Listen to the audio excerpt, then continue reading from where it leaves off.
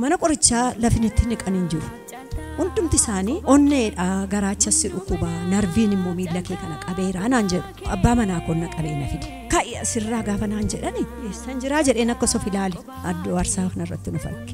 Dhiiga kee keessa dhukkuba kan jedhan sharfeen tokko jiru jedhee kana naa.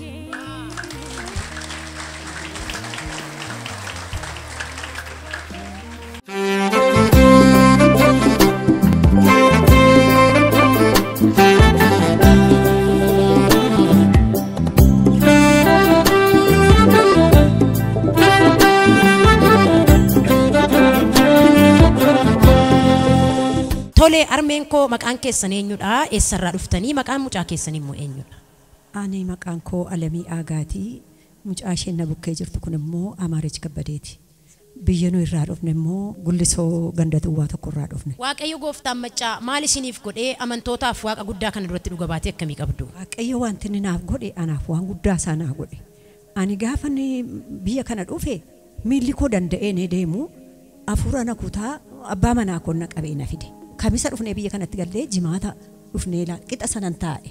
Qixa sana gizeen taa'u biraajiini dhufanii dhuma akkas adda kootti gaafa na bu'anii ano fawwal dhaalee gizeen dhufee asirratti na kuffise ani hin beeku kaa'i asirraa gaafa naan jedhani eessan jiraa jedheen akka sof ilaali addoo aarsaa kanarratti nu falke. Gaafa nachii ka'u miilli koon sila lafan ejjenne sin ejjetaa lapheen koo immoo onneen koo kuni xaqlaallaan saalaa wayyaa akkas godha malee boqonnaan qabu. Mana qorichaa lafinitti niqan hin jiru. Hundumti isaanii onneedha garaachas dhukkuba narviin immoo miila kee kana qabeera naan jedhu. Narvii kana waggaa dheeraaf hin qorichaa liqimse gara waggaa 12 ta'a. Garaacha immoo umurii koo guutuuti jechuun hin danda'ama.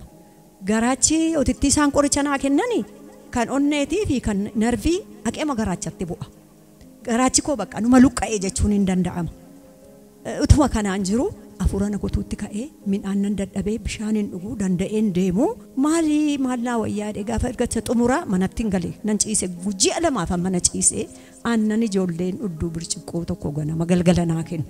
Utuun kanaan jiru obboleettiin tokko ollaadhaa dhufanii asitti fayyanii galanii maaliif ciiftee duutaa dhaqii naan jedhan akkamittiin naquu danda'anoo danda'een deemuun jedheen bilbilii gaafa dhufanii bilbila naa kennan.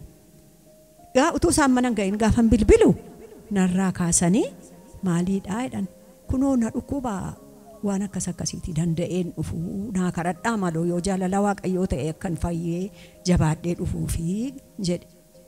Xiqimti gaafa guyyaa 3 dhuftuu naan jedhan maaloo karaanoo cufaadhaatti taman godhareen jedheen hin banamaa dhiisii naan jedhan. Dhuguma akkuma isaan jedhanii maskaram gaafa 30 karaan hin gadhiifame.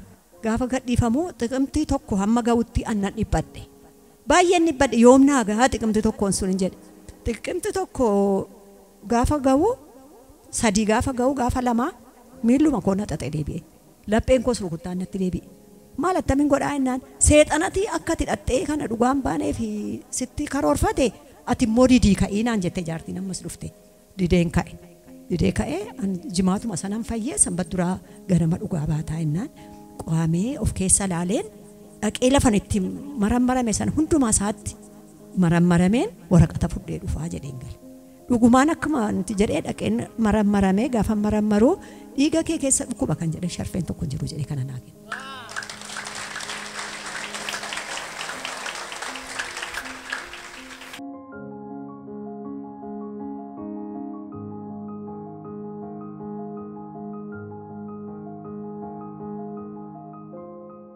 Isin gara waldaa kana dhuftanii sinii kadhatamuu isaa dura akkuma dubbachaa jirtan dhukkuba narviitii waggaa 12 rakkattu qoricha isaa fudhachaa jirtu akkasuma dhukkuba onneetiin immoo ji'a 2 miidhamtaniittu ji'oota 2 kana immoo qoricha fudhachaa jirtu akkasuma akkuma dubbachaa jirtan cugaaraan keessan umurii dheeraa isin dhukkuba tarii namni addanatti isin ergee harmee Gullisoo irraa dhufan tokko yaadattu yoo ta'e isaan dhukkuba onnee irraati waldaa kanatti kan isaan fayyanii isin immoo yeroon dhaga'u ollaa isaaniitiin aan jettaniittu sana booda gara kana dhuftanii mee namni waaqayyo maal jedhanii isinii kadhatanii gaafa isinii kadhatamu akkam taatan?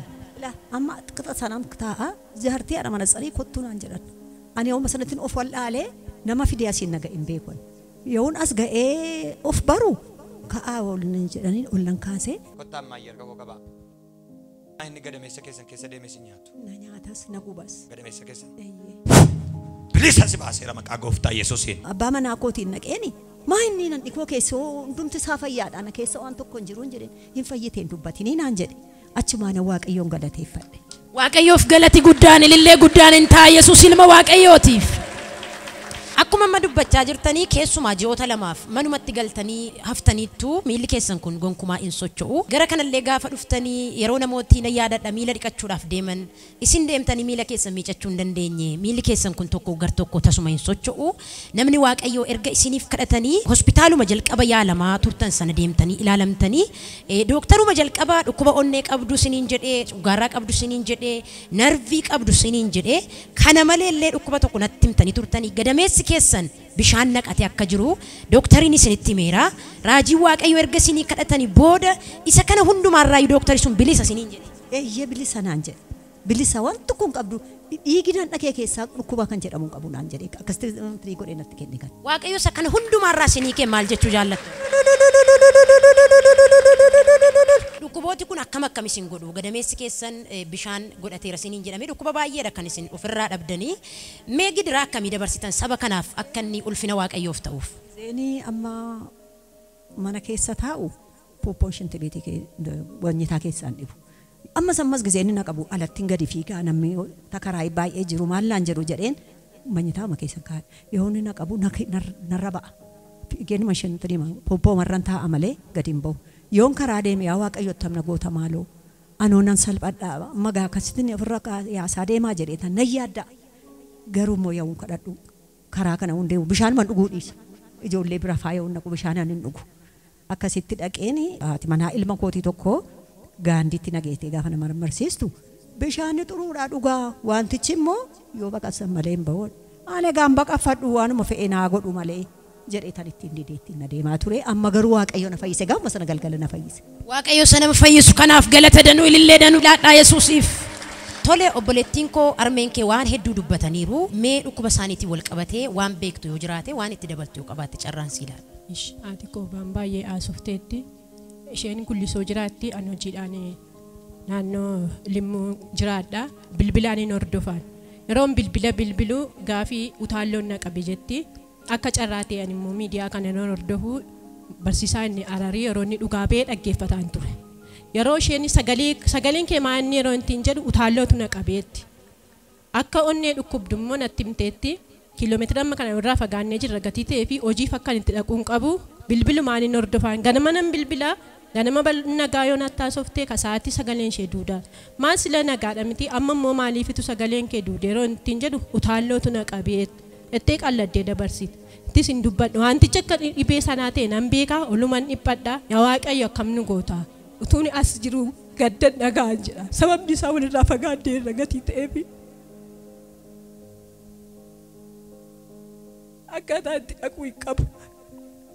Kanaa booda bara 2016 gara dhumaa kadhannaan asii gaafa himamu bilbileen dhimmaa maal ta'a yoo dhattee qoricha kana erga jalqabde. Namni manatti si gargaaru soo jiru atoo qobaa kee jirta qoricha kanaan isoo akkatti gargaaramtu qabdu maal ta'a yoo dhattee ishiidhaan dhaqanaan jetti asitti nan bilbile ishee waadaanaa galtee naan bilbilee waan hundumaa erganii gaafadhee booda deebisee ni bilbileef deebisee gaafan bilbilu amma immoo qoyme anoo nan fayyeetii wanta karoora biraa sagantaatu mana koo jira gatii ta'ee fi qophii biraatu jira inni dhaqu fayyeera bakka nagaadhaan ayyaaneeffadhaati naan jedhe. Kanaafuu ammas deebisee bakka fayyiteetti eenyis ammas gaafa ayyaana phaagumeesaa anaanoo natti deebi'etti ammas natti haasa'uu hin dandeenye.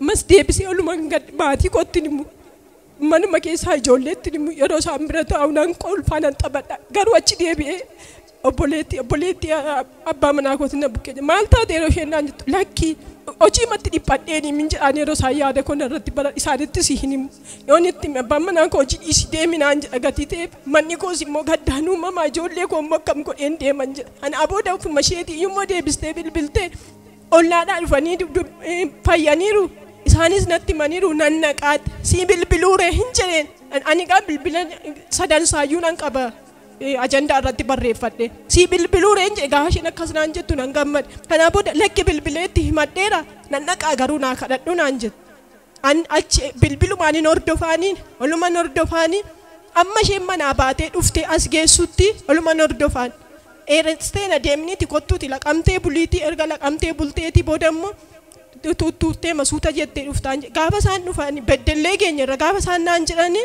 mana kana keenya naan hin jedhe beddellee keenya irra gaafa isaan naan jedhanii nan gammadee bakka beddellee ga'anii rugatii ta'ee fi amma erga beddellee ga'aniiti makiinaa keessattis hin kufanii erga magaalicha ga'anii bakka fayyinni hin ta'aafi kan jedhu nan amane anaa booda gaafa jimaataa sa'aatii 7tti dhufnee gallaadhan gaafa jimaataa ganama sa'aatii 3 abbaa kootti bilbile.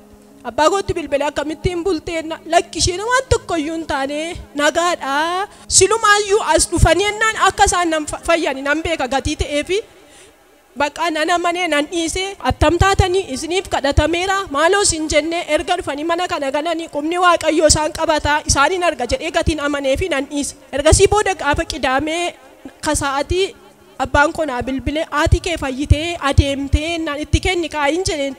Amma gammachuu keessa ba'ee dhugumaan isin amanuus hin dandeenye itti kenni kaannaa qo'i kadhannaa keessa jirti aniyyuu sardamee mangadi beesii bilbileetii naan jedhe ergasii booda ofii isheetii naa bilbiltee gaafa isaanii kadhannaa raawwatanii ba'anis gaafan bilbilu ani abbaa kee gatee dura bu'een fiigaa jira naan jette mangadaara sa'aatii meeqatti baatodheen gaafadheen gaafan gaafadhu sa'aatii akkasitti baana naan jedhanii sa'aatii sana eegee hojiidhaa ba'eenanii akka nama waan ta'eef ba'een akka wanta bilbilinaa bilbilametti ifa isaa ibseen hojii bakka hojii kootiitti gadi ba'een bilbile gaafa gadi ba'u abbaan keenya dudduuba jira anatu dura fiigee adeemaa jira naan jette nan gammadee bakka fayyuu seeroma sana mirkaneeffadhe. Waaqayyo akkasitti armee kee kana hiikee maal jechuu jaallatta?